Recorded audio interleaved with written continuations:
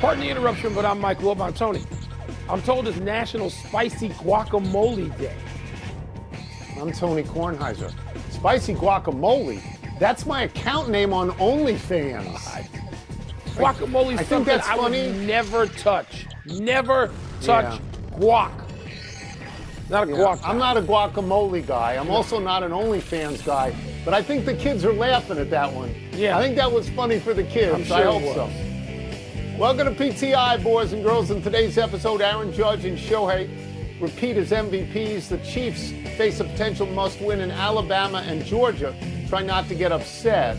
But we begin today with New England winning their 8th game in a row last night as they comfortably beat the woebegone Jets 27-14.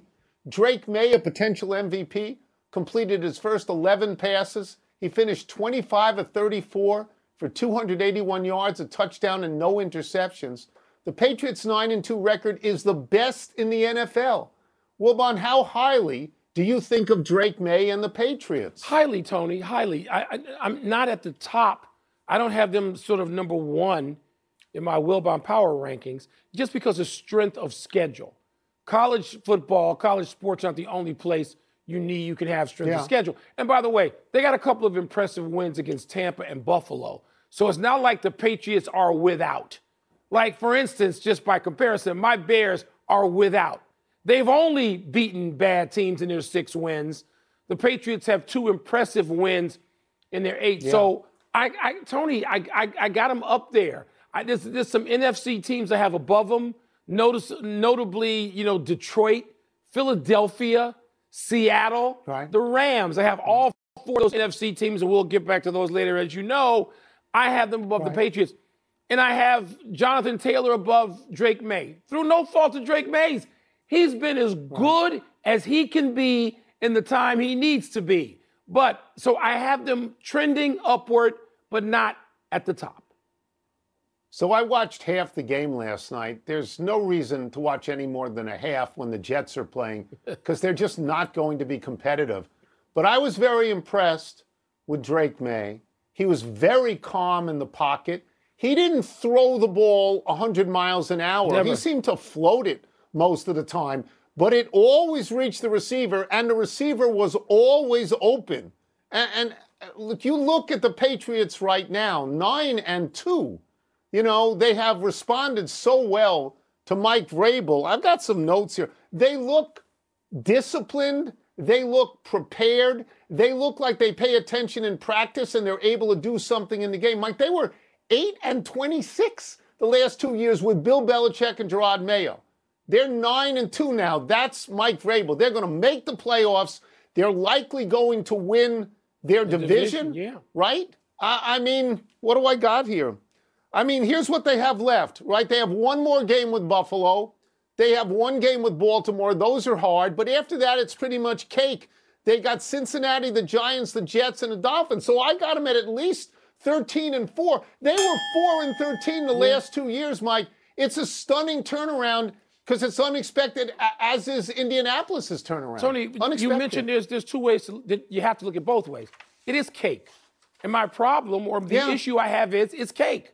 And they've had cake before most of the schedule now. Now, I do believe, Tone, beat the bad teams.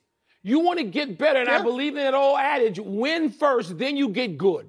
So the Patriots are doing this. They're not the only team in the league doing it, but they're doing it, and we're going to get to a point where they're going to play those better teams, and I'm curious to see what's going to happen then. And Vrabel's doing a hell of a job. Let's move to Aaron Judge and Shohei winning back-to-back.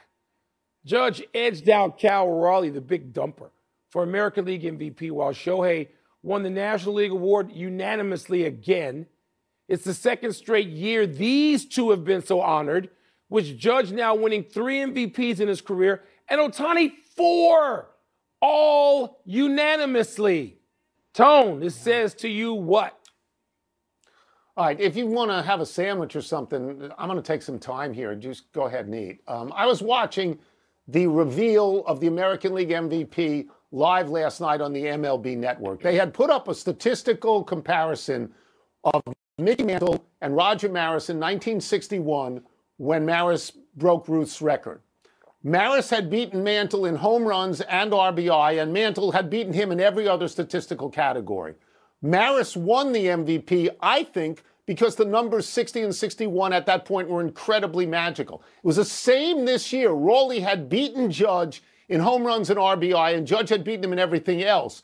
But Judge won this year, and what this actually says to me is that the voters here, the baseball people who vote, are not romantic English literature majors like I was. And they looked at these numbers hard, and they saw Judge's OPS, and they saw how many home runs he had while leading all of baseball in batting average. And they said, we don't see stuff like this all the time, so we're voting for him. Ohtani, as you said, he won unanimously. He's got 4 unanimous. Nobody else ever has more than one. I think what this vote says is to people like you originally who were skeptical of Ohtani, because you talked about Babe Ruth all the time. I still do. This is saying Ohtani has put in more time pitching and hitting in the same year than Ruth ever did. And they looked at his numbers and they said, well, what are we talking about here? We've had people on this show, Buster Olney and Tim Kirkjian, and they have said nobody's ever done this in the history of baseball. That would presumably include Babe Ruth. Mike, I know you love the old-time hitters, and you will list Ted Williams and Willie Mays all the time, and so will I. These two are there. These two are all-timers now, Mike. Now, I'm not an English major either, and I would have voted for Cal Raleigh. Catcher. Because catcher trumps all those other things that Judge did better. Not only do I not have any problem with anybody voting for Judge, I understand it. And it's a worthy vote. That's a worthy discussion. Yeah. Raleigh and Judge. One guy catches. That's tremendously harder than anything else that anybody does on a baseball field. Voters and their stats be damned. Now, well, Mike, Shohei. I think it's possible. What? I think it's possible with Raleigh. I think that the number 60, when we've seen guys go over 70, isn't as magical anymore. And we saw Judge go over 60 a couple of years ago. Then if it's not magical, right? Then it doesn't matter anymore. And I'm just looking at Judge and Raleigh and what they did this year. One guy caught. That's fair. Just like you talk about one guy pitching. Judge catch. That's right. Judge squat behind the plate and take any of those 90-mile-per-hour crazy breaking pitches that people thought. No. I love Judge. I love him. Not Raleigh's season. It's not.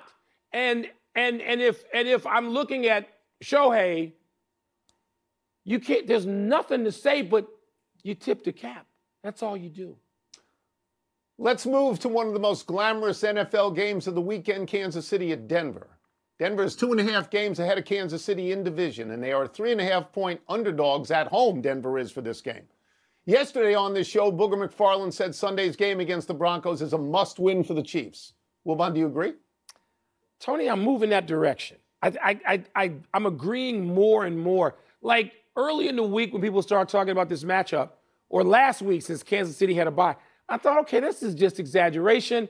They can still get hot. They could win their last 6 games. They could lose this one. And that is still true.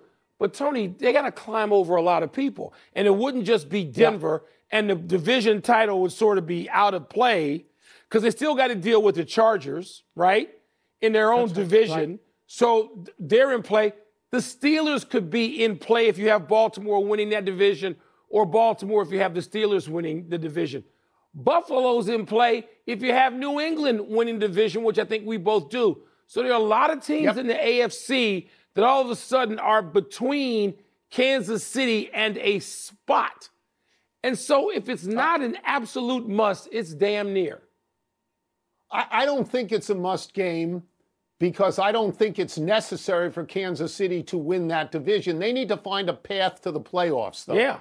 They need to find how that's going to work. It would be a lot easier if they beat Denver, but as you say, even if they beat Denver, they are still behind the Chargers and Denver in the division. They are an experienced veteran team. It's not going to bother them to go on the road in the playoffs. It's not curtains for them if they go on the road in the playoffs. But let's look at what they got. I think they have to get to 10, Mike. I think they have to get to 10. And I'm going to assume, for the sake of argument, they lose this and they're 5-5. And I never thought the Chiefs would be 5-5. 1-1, 2-2, not 5-5. But here's what they got. Coming up, home Indy, at Dallas, home Houston, home Chargers, at Titans, home Denver, and at Raiders. I think they beat the Raiders. I think they beat Dallas. I think they beat Tennessee. They still need 2 more. So it's got to come from home Houston, home Denver, home Indy, home Chargers. You think they can do it? Yeah. That's why I'm leaning, Tony. Right. So only 2 of those are homecoming opponents. So 5 of the last 7, they're going to be favored. And you and I are going to sit there on a Friday afternoon and say, the Chiefs are going to get this game. We're going to believe that. But it would be an easier path if they win this game against Denver, but it's so hard to win. This is so okay, hard to but win Kansas City's coming off a bye. Yeah. Andy Reid's lifetime record coming off a bye is 22-4. That's great. And 6-1 with Mahomes. So I do think they're going to win this game. At Denver. But I don't think it's a must. I don't think it's a must. At Denver's also hard. It's tough. Yes. They're a really good team, and we're going to watch. A lot of football this weekend. Let's take a break. Still to come. Seahawks-Rams is the highest profile game of the weekend, but it's Lions-Eagles the more compelling one. And Alabama and Georgia both take on tough SEC opponents Saturday. Who's more likely to lose? Toss up next. Wilbon, what if Shohei had not left the American League and every year he's up against Judge for MVP? Who wins? Who wins? They split. People get voter fatigue, right? Oh, so somebody else sneaks in? It's time for toss-up. 2 men enter, 1 man leaves, finishes the show, then flips on the TV to watch football for the next 54 consecutive hours. What's first? Toss-up, more intriguing game on Sunday. Seahawks-Rams or Lions-Eagles? Okay, so we've now dispensed with Kansas City and Denver, and now we have these 2 games, a fabulous slate of games this weekend. I think you and I will agree, Mike, that these 4 teams look like the top 4 teams in the NFC right now. Yes. This feels like the short list to me. It's a coin flip to me as to which game is more important, more intriguing, more whatever you want to put in there. But I will say Philadelphia and Detroit because of the drama that's going on with A.J. Brown in Philadelphia, and because of the lesser swirl, but a swirl nonetheless in Detroit, where Dan Campbell is now calling plays, and the fact that Detroit has lost 3 games, which is more than I thought they would lose by this point. Philadelphia is the defending Super Bowl champion, so to me, the team that wins this game would ascend to number 1 in the NFC, but the other game is really just as good. It's just as good. So I'm going to surprise you. And look, I have more personal interest in that game, because the Lions and Bears are tied for first place in the division. And there is a scenario in which the Bears could win in Minnesota and Detroit lose in Philly, and the Bears, of all people, wind up in first place alone Monday morning in the division. But that's crazy. I'm going to take the game out west. Because, Tony, the game out west, not the game in Philly, the game out west has 2 guys higher on the list of MVP candidates. Neither replacing Jonathan Taylor for us.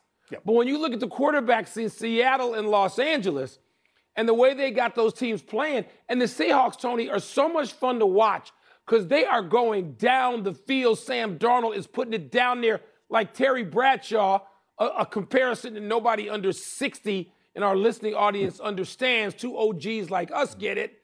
I'm excited to see that game because it's sort of a throwback, even though it's Seattle and Los Angeles, and who would think they'd be involved in that? It's more of a throwback to the old AFL than it is to the NFL. Yeah. All right, what's next? Toss-up, more likely to fall tomorrow. Number 4, Alabama, or number 5, Georgia? I don't think either is likely to fall, but the game says I have to pick one, so I will say Georgia, because I think that Texas is better than Oklahoma this year. I think they beat Oklahoma. Let me get the score here, 23-6 in that Red River game, right? But let me just digress for a moment.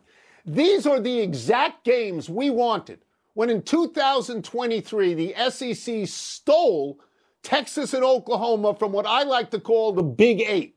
We wanted to see these. We wanted to see at Georgia, at Alabama, right? I mean, that's what everybody wanted. How do you judge how good the Big 8 was? You take the 2 best teams historically, Texas and Oklahoma, and you put them against Georgia and Alabama, right? This is it. Georgia and Alabama have won 5 of the last 10 national championships. So this is referendum weekend. Buckle up, everybody. Tony, it is, but they seem like they're sort of intruders to me.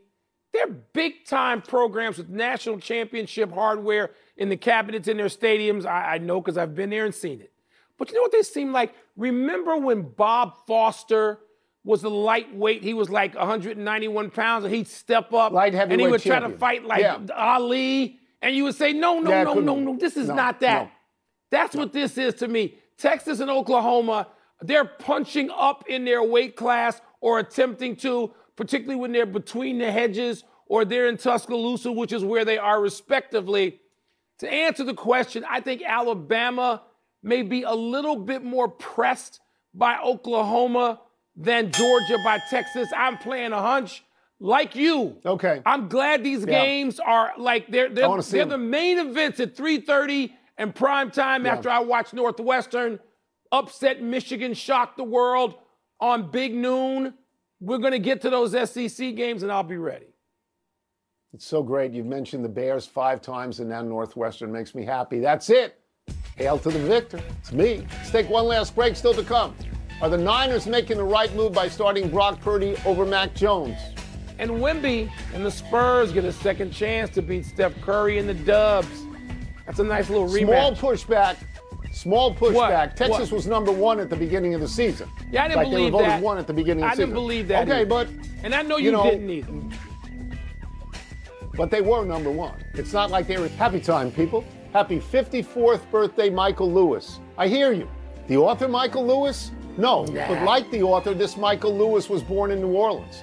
This one was nicknamed the Beer Man because he drove a beer truck before making the NFL.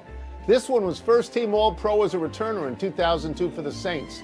That year, Lewis set an NFL record for combined kick and punt return yardage with 2,432, including returning 1 punt and 2 kickoffs for touchdowns. He also played some wide receiver with the Saints, catching 28 passes, averaging 19.8 yards per catch there. But the big thing is that Lewis never played high school or college football. Unbelievable. He played flag football, indoor football, Arena League, and NFL Europe football, and the Saints signed him. And now he's in their Hall of Fame. But he didn't write Moneyball. The other Michael Lewis did. Yeah, but I have a picture with this Michael Lewis, not the one who wrote Moneyball. Tony, doesn't that speak to some superior scouting on behalf of the Saints talent department to find him without no tape of college or high school? Absolutely. Great job of scouting. Right. Didn't go to the combine because he didn't play in college. That's right. Happy anniversary, Dick Butkus. This is now posthumous, but on this day 54 years ago, the Bears' legendary linebacker was on the field blocking for a Chicago extra point attempt. When the snap went high over the holder Bobby Douglas's head, Douglas gathered the ball, avoided a swarm of Washington defenders, and in true Bears quarterback fashion, heaved a prayer into the left corner of the end zone that Butkus managed to catch. That 1 point was the ultimate difference in a 16-15 win for Chicago. In a career that made him one of the greatest defensive players of all time, Butkus had 2 extra points, 1 safety, and 1 touchdown for 10 offensive points. Tony, the Sables of NFL Films wrote 2 things that I will remember always. The Autumn Wind is a Raider, and I know you love that. And then the other one was about Dick Butkus saying he authored the most sustained work of devastation ever committed on any field of sport, anywhere, anytime. I knew Dick Butkus and I was afraid of him. As a grown 80-year-old man, he looked like he could take you out anytime. 51, the best. Wow. Happy trails to the existing MLS calendar. The American Soccer League has voted to switch to a summer to spring regular season, just like a real big boy league. MLS currently plays from February to November, leaving it at odds with the rest of the international community. This switch is backed by FIFA and will take effect in 2027, which MLS hopes will help it capitalize on increased soccer fervor following the 2026 World Cup in North America. To help fill the switchover gap, MLS will hold a 4-month mini-season from February through May of 2027 with a full MLS Cup at stake. Tony, I know this excites you the way it aligns now. Everybody will be right out there late August, all the leagues across the world. You can really get your spirit up about this, can't you? One correction, Texas was never actually in the Big Eight. They were in the Southwest Conference, then the Big 12, but you knew what I meant. Yes, Quick to the big finish. We got no time. 49ers plan to start Brock Purdy at the Cardinals. That makes sense to you? He's healthy, yes. Jalen Brunson, the Knicks, not so much. Day-to-day with that ankle sprain, though out tonight against the Heat, your thoughts? I told you that 2 days ago, all those stories we talked about, that'd be the most important one. Steph Curry and Under Armour ending their 12-year partnership. Are you surprised? Not exactly. I've been keeping up with that. It's sort of disheartening, though. It really is. College hoops tomorrow. Number 7 BYU versus number 3 UConn on the men's side. Number 2 South Carolina against number 8 USC on the women's. More intriguing. BYU, UConn, Juju Watkins not playing this year. Last one, Warriors and Spurs for the second time in 3 days. Will the Warriors win again? No, I think Wemby and Castle and the boys are out for a little revenge. We're out of time. We will try to do better the next time. I'm Tony Kornheiser. I'm Mike Wilbon. Have a great weekend, knuckleheads. And now, Main topic summary pardon, the interruption, the 14th of November, 2025. The New England Patriots have officially entered the conversation as one of the NFL's elite teams this season, riding an 8th straight win to climb to 9-2, the best record in football. On a night when the cold wind whipped across the field, the ball somehow kept leaving Drake Maye's hand with the softness and precision of a midweek walkthrough. The rookie completed his first 11 passes, threw for 281 yards, and never once needed to force the issue. His composure made the entire game look almost easy. The Jets never mounted a real challenge. Maye didn't uncork 100-mile lasers, didn't flex unnecessary arm strength every throw, simply found the right man, and that man was always open. More importantly, New England's resurgence has Mike Vrabel's fingerprints all over it. A team that went 8-26 under the Belichick-Mayo transition the past 2 seasons has now turned into a 9-2 machine, disciplined, prepared, responsive, and fully capable of applying adjustments on game day. Their remaining schedule is fairly light, and a 13-4 finish is suddenly a realistic outcome. A year ago, that idea would have sounded insane. Today, it's the truth. Over in MLB, America witnessed history repeat itself. Aaron Judge and Shohei Ohtani once again dominated the MVP awards as if the stage belonged exclusively to them. Judge edged out Cal Raleigh, the big dumper, in a tight race where Judge led in almost every advanced category, while Raleigh towered in HR and RBI. And although Mike Wilbon insisted that catchers deserve extra credit, the voters didn't hesitate. OPS, hitting average, impact rate, everything leaned Judge's way. And Ohtani? There are no words left. A 4th straight MVP, all unanimous. No one has ever done that.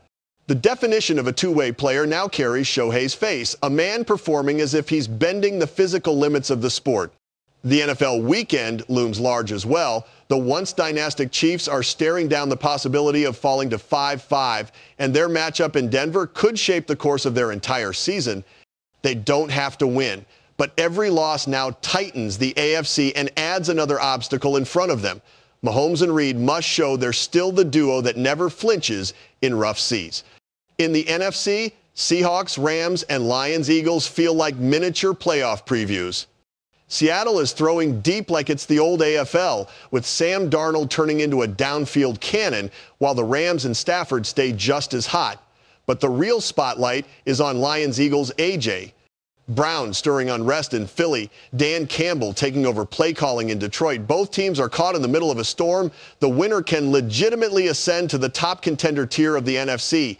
And in the NCAA, this is referendum weekend, a referendum on the newcomers to the SEC.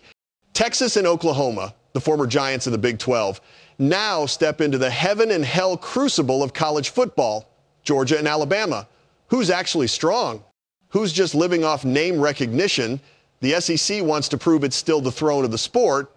A Texas or Oklahoma upset would shake the entire power structure, but there's also a sense that both teams are stepping up a weight class like a lightweight daring to challenge Allie.